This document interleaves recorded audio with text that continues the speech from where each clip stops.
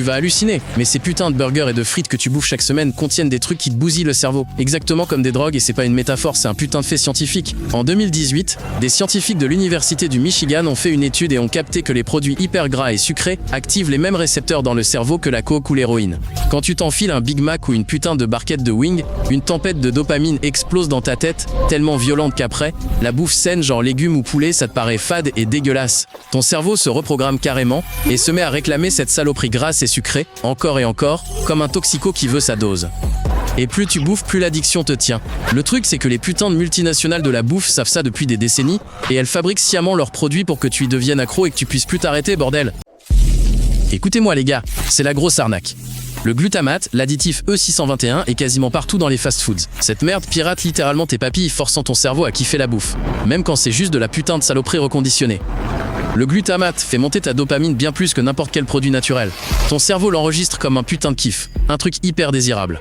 Du coup, 2 heures après un burger, tu crèves déjà la dalle, putain.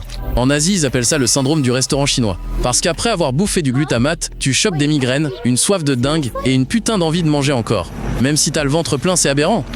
Ces putains de corporations mettent du glutamate pas que dans les burgers, mais aussi dans les sauces, les frites, les nuggets. Ils en foutent même dans les salades, ces trucs censés être healthy, mais en vrai, c'est la même putain de bombe chimique pour ton cerveau, c'est ouf. Des études ont montré que des rats gavés de bouffe au glutamate bouffaient 40% de plus que d'habitude. Ils rejetaient la bouffe normale, même quand ils étaient blindés à mort. Eh bien ton corps fonctionne exactement de la même putain de manière. Putain, c'est ouf. Mais le sucre qu'ils nous balancent dans tous les sodas, sauces et desserts de fast-food, ça rend plus accro que la cocaïne, et c'est prouvé par des putains d'études sur les animaux en labo. Dans une étude, ils ont filé le choix aux rats entre de la cocaïne et de l'eau sucrée. 94% des rats ont choisi le sucre, même ceux qui étaient déjà accros à la coke. C'est dire la puissance de cette saloperie sur le cerveau. Quand tu descends un coca ou un putain de milkshake, ton taux de sucre dans le sang il explose d'un coup. Ton putain de pancréas se met à cracher de l'insuline comme un malade. Et après, c'est la chute brutale. Tu te sens niqué et t'as juste envie de plus de sucre. Ça, c'est ce qu'ils appellent les montagnes russes du sucre. Et les connards des fast-food, ils foutent exprès tellement de sucre dans leurs boissons et desserts.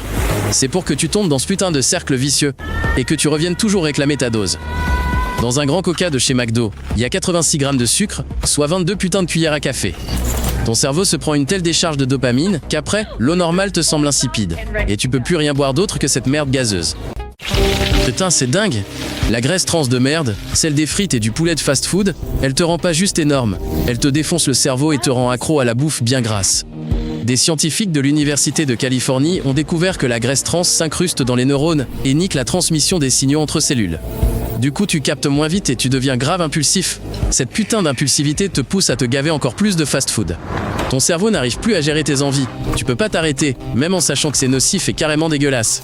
Dans une expérience, ils ont mis des gens qui bouffaient souvent du fast-food au régime. Ils ont eu des putains de symptômes de manque comme des junkies, énervement, déprime, maux de tête et l'obsession des burgers et frites.